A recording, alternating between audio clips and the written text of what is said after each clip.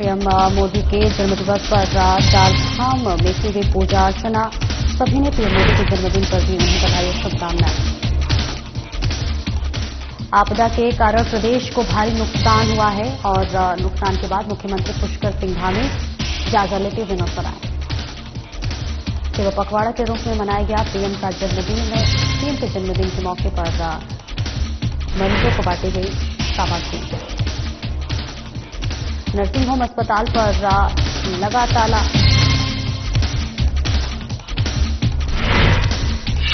विस्फोट और हत्या का मामले का किया खुलासा। पुलिस ने 12 घंटे के अंदर आरोपी को किया गिरफ्तार। पुलिस ने धारदार हथियार किया बरामद।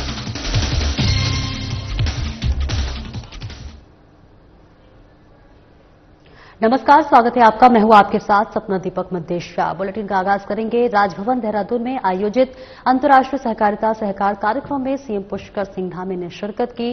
राज्यपाल और सीएम ने विभिन्न उत्तराखंड उत्पादों के स्टॉलों का भी अवलोकन किया। आइए अब आपको सीधे लिए चलते हैं राजभवन देहरादून, जहां सीएम धामी कार्यक्रम में उपस्थित अतिथियों और अधिकारियों को संबोधित कर रहे हैं। सहकारिता का सिद्धांत मानव समाज का प्राचीनतम और सर्वाधिक मूल्यवान सिद्धांत रहा है। जब प्रत्येक व्यक्ति अपने व्यक्तिगत स्वार्थ से उठकर समाज के समग्र हित के लिए काम करता है तो असली वृद्धि और स्थायी विकास संभव हो पाता है। और कपिल मीणा जी ने बड़े विस्तार से और बहुत कम शब्दों में सहकारिता के बारे में हम सबको बताया है। आधुनिक युग में जहां प्रतिस्पर्धा की गति बहुत बढ़ चुकी है, हर क्षेत्र में आज प्रतिस्पर्धा है, हर कोई क्षेत्र इससे अछूता नहीं है, तो ऐसे समय में सहकारिता का महत्व और भी अधिक बढ़ जाता है। इसी उद्देश्य से संयुक्त राष्ट्र संघ ने वर्ष 2025 को अंतर्राष्ट्रीय सहकारिता वर्ष घोषित किया है, ताकि वैश्विक सहयोग से इसको बढ़ावा देकर सतत विकास के लक्ष्यों को प्राप्त किया जा सके। आज जब पूरा विश्व सामाजिक, आर्थिक, पर्यावरणीय संकटों से जूझ रहा है, अनेक चुनौतियों का सामना कर रहा है, तब ऐसे समय में हम सभी की जिम्मेदारी है कि हम सभी एकजुट होकर जहां चुनौतियां हैं, समस्याएं हैं, उनके समाधान के लिए भी हम सब मिलजुल कर काम करें और उनका समाधान निकालें। आदरणीय प्रधानमंत्री श्री नरेंद्र मोदी जी के नेतृत्व में वर्ष 2024 में भारत ने वैश्विक सहकारी सम्मेलन का सफल आयोजन किया। उन्होंने उस सम्मेलन में अंतर्राष्ट्रीय सहकारिता वर्ष का शुभारंभ करते हुए कहा था कि सहकारिता भारत के लिए संस्कृति का आधार और जीवन पद्धति दोनों ही हैं, क्योंकि भारत में सहकारिता की प्राचीन परंपरा प्राचीन काल से ही चली आ रही है। हमारे शास्त्रों में कहा गया है, संगच्छध्वम संबद्धम संभो मनासी जानताम देवो भागम यथा पूर्वे सज्जानाना उपासते। यानी कि अर्थात हम सभी एक साथ चलें, एक साथ बोलें, हमारे मन एक हों। प्राचीन समय में देवताओं का ऐसा आचरण रहा, इसी कारण वो पूजे जाते रहे, हमेशा वंदनीय है। सहकारिता का मूल उद्देश्य भी स्पर्धा नहीं बल्कि सहयोग की भावना को बढ़ावा देना है। ये किसी पर उपकार करने का माध्यम नहीं है, बल्कि एक दूसरे को स्वावलंबी और सशक्त बनाने का, मजबूत बनाने का मार्ग है। इसीलिए इसे सहकार से समृद्धि के स्वप्न को साकार करने के लिए आदरणीय प्रधानमंत्री जी ने ऐतिहासिक कदम उठाते हुए देश में एक अलग सहकारिता मंत्रालय का गठन करने का निर्णय लिया। आज केंद्रीय गृह एवं सहकारिता मंत्री आदरणीय अमित शाह जी के नेतृत्व में ये मंत्रालय सहकारिता आंदोलन को और अधिक मजबूत करने के लिए एक अलग प्रशासनिक, कानूनी और नीतिगत ढांचा तैयार कर रहा है, जिसमें अनेक नवाचार हो रहे हैं, नए नए निर्णय लिए जा रहे हैं। ये मंत्रालय सहकारी समितियों के कारोबार में सुगमता के लिए प्रक्रियाओं को कारगर बनाने, बहुराज्य सहकारी समितियों के विकास को सक्षम बनाने और मजबूत बनाने की दिशा में तेजी से काम कर रहा है। आज सहकारिता के माध्यम से लागू की जा रही और वही देश के प्रधानमंत्री नरेंद्र मोदी का 75वां जन्मदिन पूरे देश में धूमधाम के साथ मनाया जा रहा है। बता दें, विश्व में सेवा पर्व के रूप में मनाया जा रहा पीएम मोदी का जन्मदिन। प्रधानमंत्री के जन्म दिवस पर चार धाम में की विशेष पूजा। तीर्थ पुरोहितों ने पीएम के स्वास्थ्य और दीर्घायु के लिए भगवान से प्रार्थना की। बीजेपी 15 दिनों तक सेवा पखवाड़े के रूप में मनाएगी जन्मदिन। बीजेपी ने देश भर में किए गए कई कार्यक्रम आयोजित किए। साधु संतों सहित विभिन्न हस्तियों ने पीएम को दी जन्मदिन की बधाई और शुभकामनाएं। इजरायल के पीएम बेंजामिन नेतन्याहू ने भी पीएम मोदी को शुभकामनाएं दी। पीएम मोदी के कार्यों की जमकर प्रशंसा की। पीएम मोदी के दीर्घायु की कामना की। पीएम मोदी अत्यंत संवेदनशील व्यक्ति हैं, स्वामी अवधेशानंद गिरी महाराज ने कहा। पीएम मोदी के पास चिंतन और आचरण की पारदर्शिता। प्रधानमंत्री ने खेल के क्षेत्र में दिया विशेष ध्यान। पूर्व क्रिकेटर वीरेंद्र सहवाग ने कहा, खिलाड़ियों का लगातार करते रहे प्रोत्साहन। इसके साथ ही साथ देश भर में पीएम मोदी का जन्मदिन मनाया जा रहा है।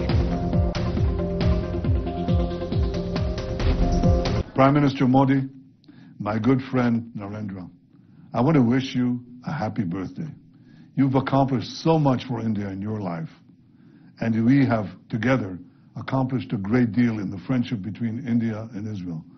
I look forward to seeing you soon because we can bring our partnership and our friendship to even greater heights. Happy birthday, my friend. आनंदित हूं आदरणीय प्रधानमंत्री जी का स्मरण करते हुए।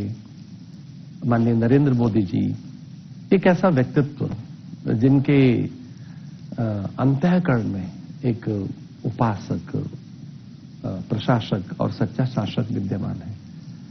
वे अत्यंत संवेदनशील हैं और उनके पास एक बड़ा चिंतन है, एक ऐसा चिंतन जिसमें शुद्धता है, चरित्र जिसमें उच्चता है और एक आचरण की पारदर्शिता। आदरणीय मोदी जी, आपको जन्मदिन की हार्दिक शुभकामनाएं और भगवान शिव से मैं ये प्रार्थना करता हूं कि आप हमेशा खुश और स्वस्थ रखिए। इतने सालों से आप जैसे विजनरी नेता ने जो अपने देश को मार्गदर्शन दिया है, उस सफर में आप हमेशा सफल रहें। Again sir, happy birthday. जय भोलेनाथ, हर हर महादेव। जब से माननीय प्रधानमंत्री नरेंद्र मोदी जी आए हैं प्रधानमंत्री बनकर, तब से उन्होंने स्पोर्ट्स पर ध्यान देना शुरू किया। उनका भी एक विजन था कि भी हम लोग भी ओलंपिक्स में जाएं, हमारे भी ओलंपिक्स में काफी मेडल आए और काफी सपोर्ट भी किया। तो स्पोर्ट्स मिनिस्ट्री का बजट भी बढ़ा जिससे हमें फायदा भी हुआ। तो ये एक खास बात है प्रधानमंत्री जी की, चाहे वो पैरा ओलंपिक के खिलाड़ी हों, चाहे वो नॉर्मल खिलाड़ी हों, जो भी कोई मेडल लेके आता है या जो भी जिसका भी प्रोत्साहन बढ़ाना होता है तो वो जरूर आगे आकर उनको बुलाते हैं, उनसे मिलते हैं। जब वो गुजरात में थे एज ए चीफ मिनिस्टर, तब गुजरात की स्पोर्ट्स को भी बहुत आगे तक लेके गए और अब जब देश के प्रधानमंत्री बने हैं तो वो कोशिश करें कि हमारा स्पोर्ट्स में भी अच्छा खासा नाम हो भारत का, और उसके लिए वो जो प्रयास हो सकता है वो करते हैं। प्रधानमंत्री जी 75 साल के हो रहे हैं, तो उनको ढेर सारी बधाइयां जन्मदिन की और उम्मीद करता हूं कि उनका स्वास्थ्य अच्छा हो और वो ऐसे ही देश को आगे लेके जाएं। आगे बढ़ेंगे, जहां राज्य में आई भारी आपदा को लेकर मुख्यमंत्री पुष्कर सिंह धामी का बड़ा बयान सामने आया है। आपको बता दें, राज्य में भारी बारिश के कारण पूरे राज्य में आई आपदा, पूरे प्रदेश में हुआ भारी नुकसान। आपदा के कारण कई जगह सड़कें बाधित, सड़कों को खोलने का कार्य युद्ध स्तर पर जारी। गंगोत्री मार्ग पूर्ण रूप से हुआ शुरू, क्षतिग्रस्त सड़कों को ठीक करने का किया जा रहा कार्य। आधुनिक तरीकों का इस्तेमाल कर आपदा से निपटने के लिए हर संभव किया जा रहा प्रयास।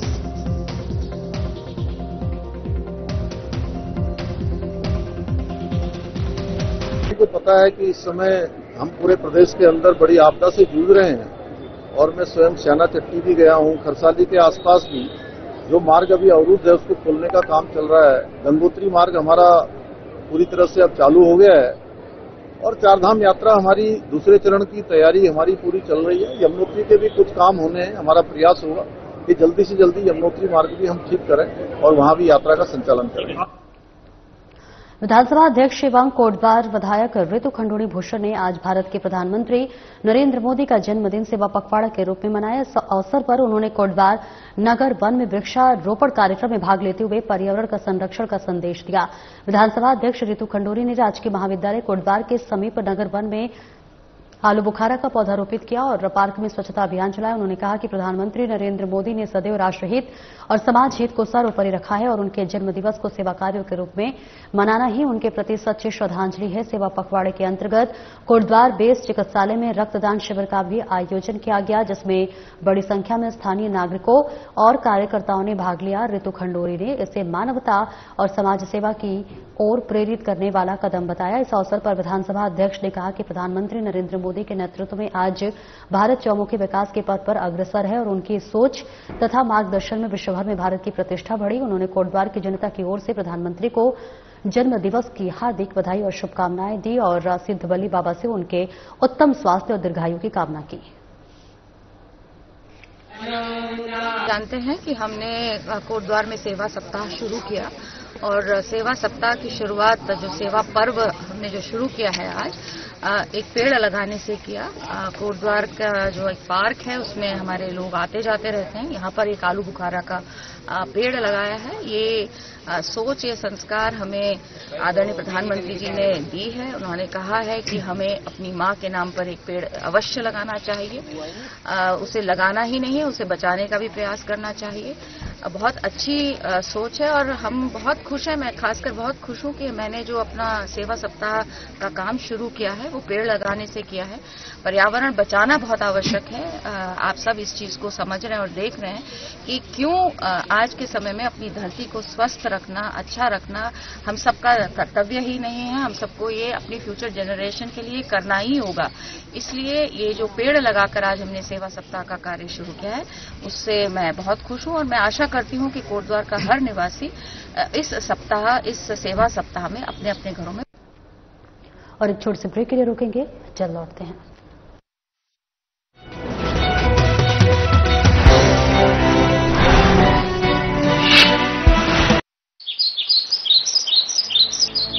उत्तराखंड, जहां हर सुबह शुरू होती है योग से। राज्य को योग व वेलनेस की वैश्विक राजधानी बनाने के लिए उत्तराखंड कैबिनेट ने देश की पहली योग नीति 2025 को दे दी है मंजूरी। 2030 तक के लिए मंजूर योग नीति के तहत राज्य सरकार उत्तराखंड में 5 नए योग हब स्थापित करेगी, जिसमें जागेश्वर, मुक्तेश्वर, व्यास घाटी, टिहरी और कोलीढेक झील क्षेत्र को योग हब के तौर पर विकसित करने का लिया है निर्णय। पर्वतीय क्षेत्रों में योग और वेलनेस केंद्र में निवेश पर 50% सब्सिडी दी जाएगी, जबकि मैदानी क्षेत्रों में 25% तक मिलेगी सब्सिडी। राज्य में खोले जाने वाले योग व ध्यान केंद्रों का किया जाएगा पंजीकरण। राज्य के 300 से अधिक आयुष, हेल्थ एवं वेलनेस केंद्रों में शुरू किया जाएगा योग। राज्य में योग व प्राकृतिक चिकित्सा निदेशालय का किया जाएगा निर्माण। योग नीति के तहत राज्य में करीब 13,000 से अधिक रोजगार होंगे सृजित। इसके अलावा 2,500 से अधिक योग शिक्षकों के लिए योगा सर्टिफिकेशन बोर्ड से होंगे प्रमाणित। इससे 10,000 से अधिक योग अनुदेशकों को होम स्टे, होटल आदि में रोजगार मिलने के बढ़ गए हैं अवसर। मुख्यमंत्री पुष्कर सिंह धामी जी का हार्दिक अभिनंदन, जिन्होंने योग नीति लागू करके बेरोजगार योग प्रशिक्षकों को एक अवसर प्रदान किया है, जिससे कि योग और वेलनेस केंद्र खोलने पर सब्सिडी मिलेगी। सरकार की योग नीति से हम सभी को फायदा हो। मुख्यमंत्री पुष्कर सिंह धामी की दूरदृष्टि से वैश्विक संवाद का केंद्र बन रहा है उत्तराखंड। यहाँ योग सिर्फ अभ्यास नहीं, एक जीवन है।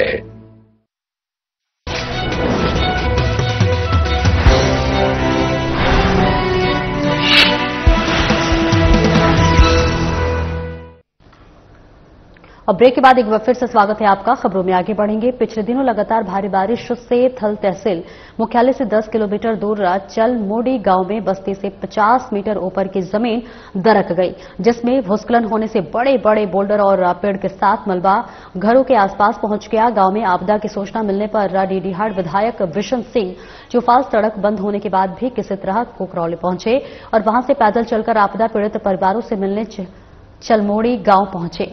विधायक ने स्थिति का जायजा लेकर पीड़ित परिवारों को शीघ्र विस्थापित कराने के लिए डीएम से दूरभाष से वार्ता का निर्देश किया, जिससे कि मकानों के पास मलबा पहुंचा था। उन 7 परिवारों को स्कूल में अन्य लोगों के घरों में शिफ्ट किया गया। मवेशियों के लिए भी टेंट लगाने के निर्देश दिए गए। आपदा पीड़ित परिवारों को जिला प्रशासन की ओर से राहत सामग्री भी दी गई। विधायक चौपाल ने लोगों को ढांढस बंधाया, साथ ही प्रभावित परिवारों को हर संभव मदद का भरोसा दिलाया। गांव में मैं 30 अगस्त को यहाँ पर भी आया था। उस समय भी देखा मैंने जो ऊपर से दरारें पड़ी थी 100 मीटर लंबाई में उसकी दूरी, और जो दरारें पड़ी थी उसमें 3 मीटर से 2 मीटर तक गहरी दीवारें। आज देख रहा हूँ कि पूरा जो ऊपर से मकान। नगरपालिका अध्यक्ष मीरा सकलानी और क्षेत्रीय सभासद गौरी थापरियाल ने मखरेती गांव में आपदा प्रभावित क्षेत्र का दौरा किया। इस दौरान उन्होंने स्थानीय लोगों को हर संभव मदद देने का आश्वासन दिया। नगरपालिका अध्यक्ष मीरा सकलानी ने कहा कि यहां पर स्थिति बेहद भयानक है और जिन लोगों के मकान और दुकान क्षतिग्रस्त हो गई हैं उनकी हर संभव मदद का प्रयास किया जाएगा। साथ ही आपदा प्रबंधन को भी प्रस्ताव बनाकर भेजा जाएगा। वह क्षेत्रीय सभासद गौरी थापरियाल ने कहा है कि कभी कल्पना भी नहीं की जा सकती थी कि यहां पर इतनी भीषण आपदा आएगी। उन्होंने कहा है कि आज यहां के लोगों से वार्ता की गई है। नगरपालिका और निजी प्रयासों से जो भी संभव हो सकेगा मदद की जाएगी। वह स्थानीय निवासी आंचल गोदियाल ने बताया है कि यहां पर काफी लोग दुकानों के माध्यम से अपना रोजगार चलाते थे। कई लोगों के आवास भी थे। यहां से बहकर 2 लोगों की मौत भी हो चुकी है। यहां पर अब पूरी तरह से सन्नाटा पसर गया है। यहाँ का और लोगों ने पिछले 2 रातें कैसे बिताई होगी हम सोच भी नहीं सकते हैं।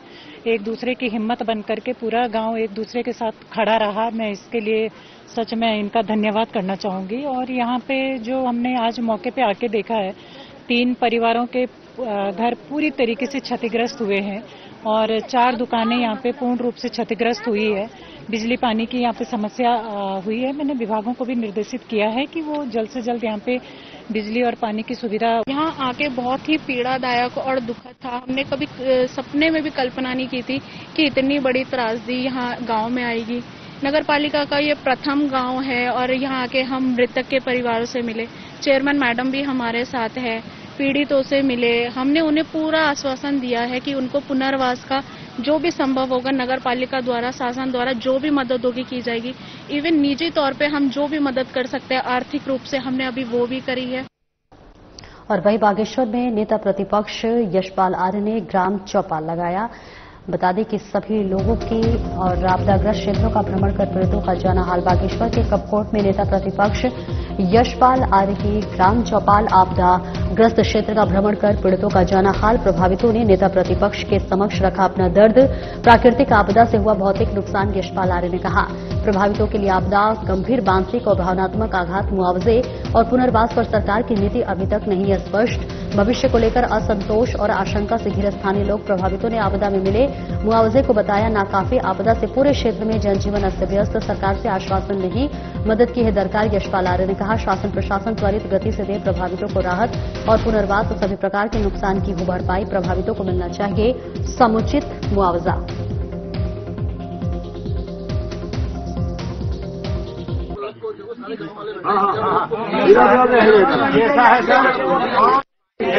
सुनो, 5 भाई हैं चिट्ठी ब्लॉक के लड़के, 5 लड़के हैं और ये क्या नाम बवालदार पिता लड़के, 2 जगह पिताम्बर किताब उनका मकान एक है, वो बाहर रहते हैं।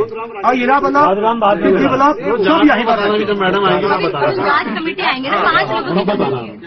चिट्ठी ब्लॉक के हैं 5 लड़के और ये क्या नाम गोपाल दत्त जी के हैं 2 लड़के। ये अन्याय हुई। हाँ, जिला ब्लॉक को भी मिलना चाहिए, मिलने का हमारा मतलब। जो पुश्तैनी लोग हैं जो यहाँ पहले से विरासत में रह रहे हैं, उनके सामने बात आ ही रही है। हाँ, मैं उस आदमी को भी क्या है, देखो होटल में नौकरी कर रहा है। हाँ, अब आज वो जिस दिन उसके चचा ताऊ एक्सपायर हुए, लड़के एक्सपायर हुए, उसी दिन उसने भी कहा कि साहब मेरा भी एक हिस्सा है, उसका भी मकान वो भी दूसरे के मकान में यहाँ रह रहा है। कह दिया हम जांच करके मानक है, उसमें थोड़ा शिथिलता बरतने की जरूरत है। वो आप कर सकते हैं, वो आपके हाथ में है। अगर आप नियम कायदे कानून पर चलेंगे, इनकी कोई मदद नहीं करेगा। शिथिलता होनी चाहिए, इससे इनका भला होगा। देखो आए ना हमारे सामने आपको कृषि उत्पादन विपणन बोर्ड के जरिए प्रधानमंत्री नरेंद्र मोदी के जन्मदिन के उपलक्ष्य में स्वच्छता पखवाड़ा कार्यक्रम के अंतर्गत मंडी समिति रामनगर के कर्मचारियों द्वारा स्वच्छता अभियान चलाया गया, जिसका नेतृत्व मंडी सचिव साहिल अहमद ने किया। साथ ही देवभूमि व्यापार मंडल के अध्यक्ष विपिन कांडपाल, मंडी निरीक्षक बच्चे लाल दुबे और आढ़तियों ने कार्यक्रम में सहयोग किया। स्वच्छता पखवाड़ा का कार्यक्रम 17 सितंबर से 2 अक्टूबर तक जारी रहेगा। मंडी सचिव साहिल अहमद ने संदेश दिया कि मंडी स्वच्छ और साफ बनाए रखेंगे। स्वच्छ भारत के जरिए स्वच्छता का संदेश देने से जन जन में जागरूकता बढ़ाने का कार्य आगे भी जारी रहेगा।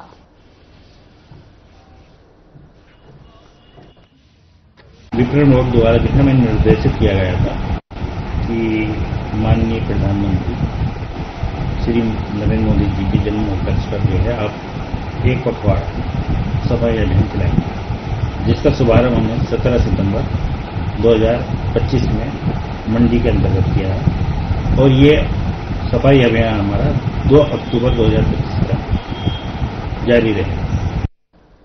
रुड़की के गंगनहर कोतवाली क्षेत्र में ईदगाह चौक के पास स्थित नर्सिंग होम अस्पताल पर स्वास्थ्य विभाग की टीम ने ताला लगा दिया है। दरअसल अस्पताल में लापरवाही और अव्यवस्थाओं के चलते अस्पताल को सील कर दिया गया।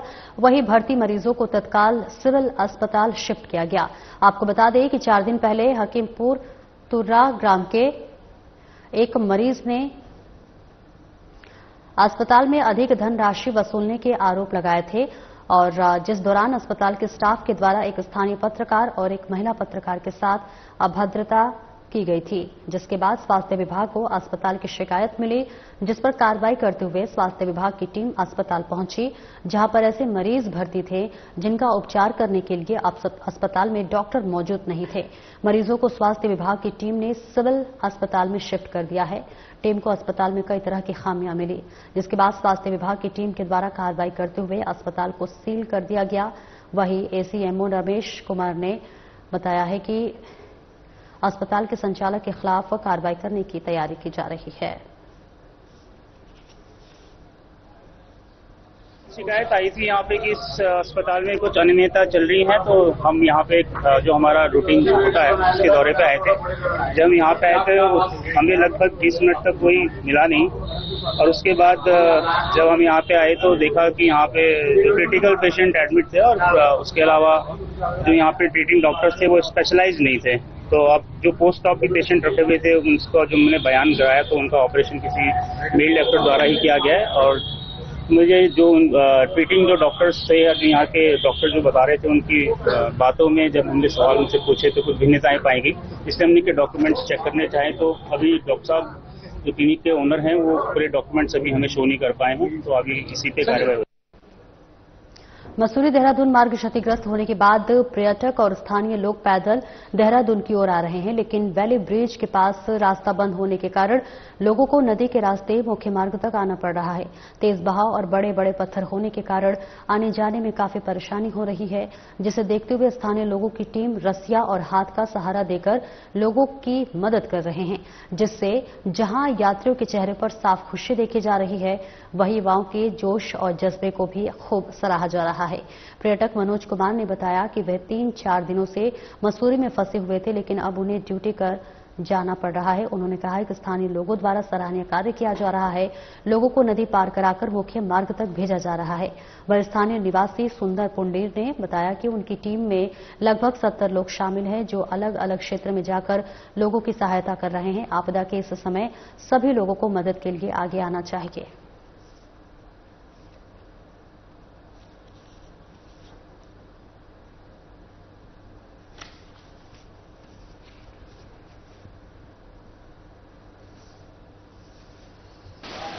मैं 3-4 दिन से मसूरी में था, फंसा हुआ था, लेकिन जाना जरूरी था ड्यूटी पे, तो आज पैदल वहां से यहाँ तक आया हूँ और बाकी जो आसपास के लड़के हैं उनके सहयोग से ये पूरा टफ एरिया पार कर लिया। धीरे धीरे बस स्टैंड तक पहुंच जाऊंगा। कितना किलोमीटर ये समझ लीजिए मसूरी कितना किलोमीटर यहाँ से 18-20 किलोमीटर है यहाँ से।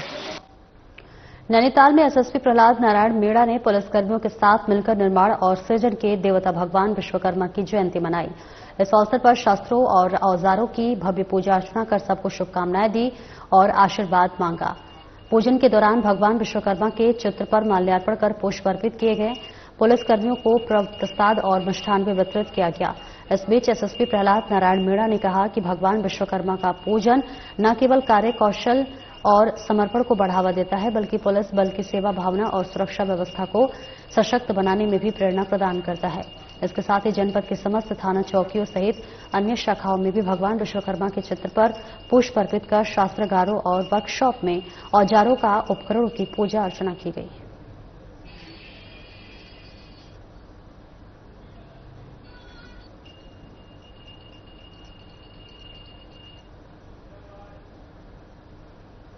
आगे बढ़ेंगे, जहां एसएसपी मणिकांत मिश्रा की नजर से अब आरोपी नहीं बच सक रहे हैं। जी हां, एसएसपी मणिकांत मिश्रा की पार की नजर से नहीं बच सका शातिर आरोपी। जसपुर पुलिस ने 12 घंटे के भीतर किया सनसनीखेज वारदात का पर्दाफाश। नाबालिग के साथ दुष्कर्म और हत्या को अंजाम देने वाला आरोपी गिरफ्तार। आरोपी के कब्जे से खून से सना धारदार ब्लेड और कपड़े हुए बरामद। राजू के रूप में हुई आरोपी की पहचान। किशोरी का शव घर से 150 मीटर दूर गन्ने के खेत से हुआ बरामद। राजू पर पुलिस का गहराया शक। आरोपी को हिरासत में लेकर की गई सघन पूछताछ। आरोपी ने कबूला अपना गुनाह, किशोरी के साथ पहले किया था दुष्कर्म। किशोरी के विरोध करने पर हत्या की वारदात को दिया था अंजाम।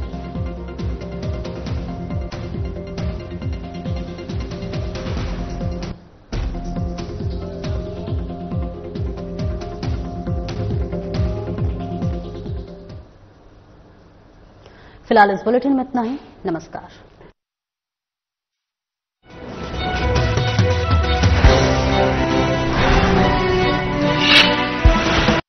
कुछ लोग खाते पीते तो बहुत बढ़िया हैं, पर फिर भी उनकी